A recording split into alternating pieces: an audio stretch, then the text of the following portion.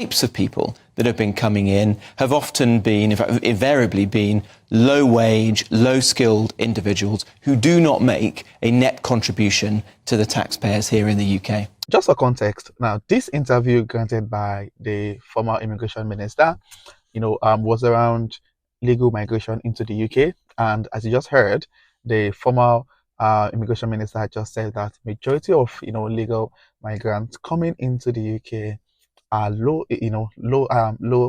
skilled, or people who are not contributing to the taxpayer pocket. And in my opinion, I think I beg to differ, because trust me, according to the statistics they've been releasing, majority of people coming into the UK are coming via the student route.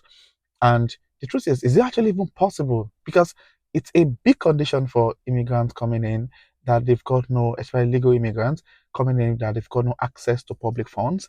So how come, the immigration minister is saying that majority of people coming are low skilled and they're not contributing to the taxpayer pockets?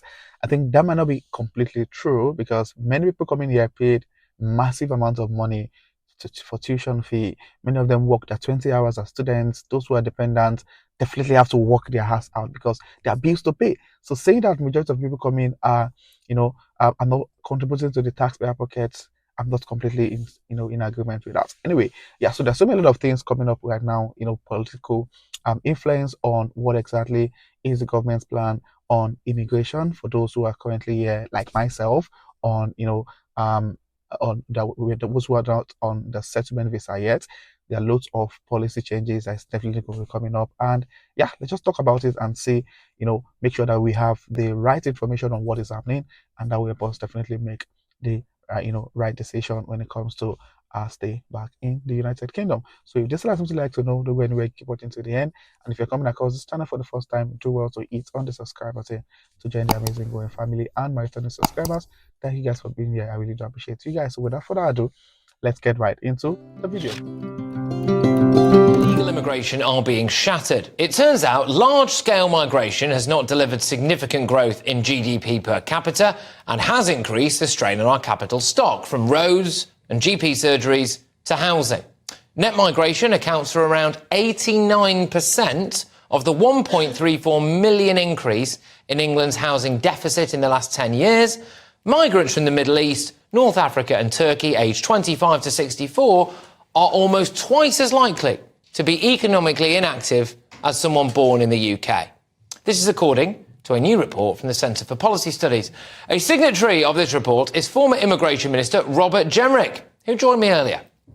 In the studio by former Immigration Minister Robert Jenrick. Robert, thank you very much for joining us today. Has the myth that mass immigration is good for our economy now been shattered? Well, I hope so, and that's what we set out to do in the report that we published today. The arguments around the social and cultural impact of mass migration are well rehearsed, as is the democratic one, that we have all been voting for 30 years for governments promising to control and reduce migration that only went on to do the opposite.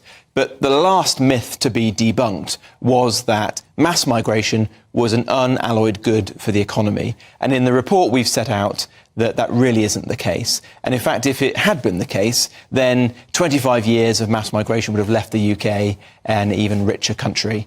And that is not what's happened. In fact, it's had a lot of damaging consequences on productivity, which has flatlined in recent years, on wages, which have been undercut by foreign labour, on the housing market, where the sheer numbers of people coming in have made it much more difficult for people to get on the housing ladder or to rent in big cities like London. And this is really important because winning this argument enables us to take the actions that's actually necessary to cut migration and get back to the kind of historic norms that we want to see. So are you now trying to make the case that mass immigration of this scale makes us all poorer?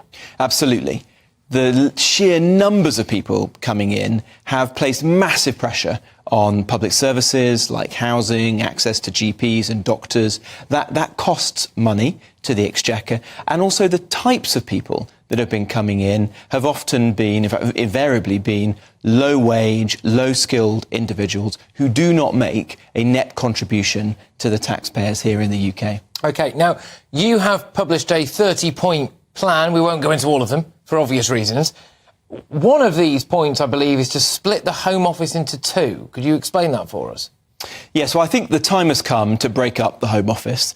This is an organisation which just isn't working. You can see that day in, day out with stories of failures and incompetence. And I think part of that is the structure and the culture of the Home Office. So what I'm proposing is that we break it into, that we have a department that handles national... Now, if you listen to this full, video, on how the former immigration minister is, putting in some proposed measures to help cut net migration significantly, you would see that there's actually a lot of political influence on the government's plan to reduce net migration.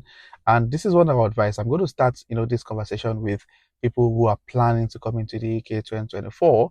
And I'm then going to move towards people who are here already, like myself, what we need to do, how we need to, better our chances for, to stay back in the country. Now, the truth is, what is happening right now is not a new thing. This has happened before in 2012. The government trying to politically, pay more attention to net migration in order to get voters' sympathy or voters, votes. Really, that's just the whole thing. And this happen oftentimes whenever the election is near. Election is happening in the next couple of months, and so many of these politicians are just trying to give the British people what they want to hear so they can vote them into power. It's just really, honestly, a political stunt happening at the moment. And even for the current government, that's what they're trying to do. That's why they're really putting a lot of pressure on implementing some of these policies now when election is a couple of months away. So the truth is, for those who are coming to the UK in 2024 for student visa, now the only people who do not have to actually listen to this part of this video are people coming in as skilled workers. But if you're coming in as healthcare worker, you're coming in as a student, you're coming as a dependent of a student, then my advice is this is not the best time to come into the UK, because the truth is many of the things that they've implemented started as proposed measure like this. And look at what is happening today. Lots of things has been, passed into law. Things like students not being able to bring independence, healthcare workers not able to bring independence, increase in salary threshold requirements. And the funny thing is that many of these policies also affect those who are already in the UK. Now, many of the policies are usually going forward. If you're already in the UK, you're not affected, and that kind of stuff. But now, many of the policies they've made is actually affecting those already in the UK. So if you're students in the UK, you have your dependents. If you move to the health and care visa, your partner who is already in the UK with you on the same visa can't join you on the health and care visa. And that's the reality of things at the moment. So yeah, my advice is if you're coming to the UK to study, I think it's advisable to put a pause on that plan for now while we see what is going to happen around the change in immigration policies, what government is going to take power. We're still going to have the current government. Are we going to have a new party taking power? And all of those things. So that, trust me, coming to the UK to study, many of you know already, it's a massive and a huge financial commitment. Trust me, many people are paying. I made a video on TikTok a couple of days ago, and I was sharing that when I came to the UK 3 years ago for my master's program, I paid about £13,500, and the same program now in the same university for the same duration now costs £20,500. That's about £7,000 increase in the last 3 years. And obviously, this is because of the high in demand. It's business, really. The more demand for something, the more the owner of that business have more power over pricing. And this is what's happening in the UK. Lots of people are coming to the UK a lot. And from the statistic released in in February, no, in May for the first quarter of 2024, it shows that many international students are no longer coming to the UK. 80 to 84% decrease in application. So, which is a good thing, in my opinion. It's going to reduce the demand for many of these for UK university education. And with this reduction in demand, we are hoping that many universities are going to cut down their price in order to make their university attractive, obviously, to international students. So yeah, that's really the situation of things, and there's really a lot of attack on immigration. The former immigration minister is proposing that the Home Office should be splitted into two, and the plan for the split really is to ensure that they have a department that is going to be responsible for immigration control. So it shows that just like it happened a couple of years ago, the UK government is trying to close their border at the moment, and trust me, even if they do, it's not going to go for a while. They did that a couple of years ago. I think years after they open their border again. So yeah, but for now, honestly, if you're coming to study, I think it's a good time to invest that massive amount of money to study in the UK, because trust me, you're not going to get return on investment. You can't work, even those that are doing 20 hours.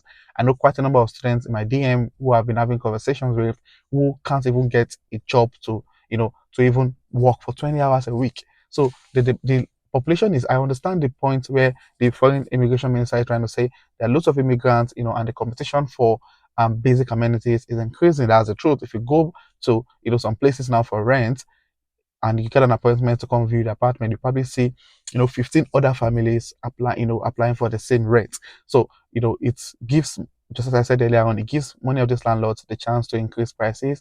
And, some people will go back to lobby and, decide, oh, if the rent is £900, they'll tell the landlord, okay, I'm going to pay £950. Can you just give me the rent?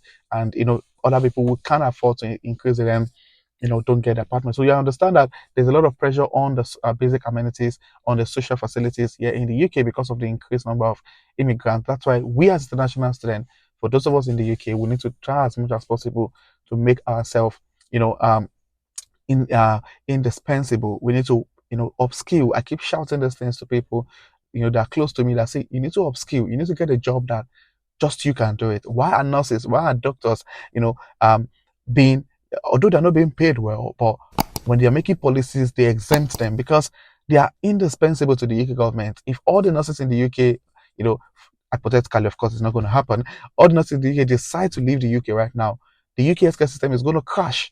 You understand what I mean? So it shows that so many of these nurses and doctors are indispensable. So same thing, if you're not a nurse, if you're not a doctor, you need to build on skills. You need to build skills that organizations would definitely need you. So when they're making policies that's going to affect every other person, and your organization will be willing. I know someone who, amidst all of these policies, he got a job that was going to pay, I think, 36,000 or 35,000. Now, because of the job he does, he's a software engineer. And of course, I know it's ridiculous getting paid £36,000 for a software engineer job. But anyway, it was a junior software engineer job. And because the government needed him, the organization needed him, what they did was that they increased the salary to 39,000. So it's able to meet up the salary threshold requirements, which is a good thing. It shows how, valuable he is to the organization for them to be able to, to be willing to increase the salary. So yeah, that's really the situation of things right now around immigration. Loads of implementation is going to be coming into play if the current government leave power. If the new governments come into place, trust me, loads of things will be changing around immigration policies, and it's going to be affecting you and I. It's going to be affecting so many people who are currently in the UK on the pre-settlement visa categories. So yeah, I hope you find this video useful. So if you have any thought around what our former immigration minister just said in this interview, please text in the comment section. And if you're coming across my channel for the first time, do well to hit on the subscribe button to join the amazing growing family. And my returning subscribers, thank you guys for being here. I really do appreciate you guys. So this will be the end of this video, and I'll see you guys in my next video. Thank you.